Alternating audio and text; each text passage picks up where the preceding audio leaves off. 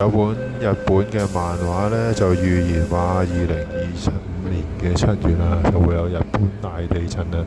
個地震呢，就會令到呢個日本啊、台灣啊、菲律賓啊、香港啊，全部中間嘅海域啊會拱起啊，連成一個新大陸喎。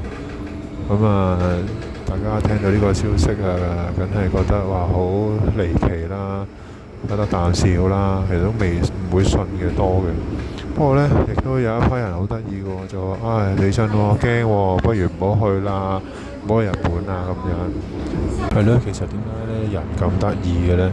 面對住一啲咁未必係真嘅傳言啦，甚至呢個係一個漫畫嘅個內容情節，其實都唔信㗎啦。但係亦都會有啲人寧願去信佢。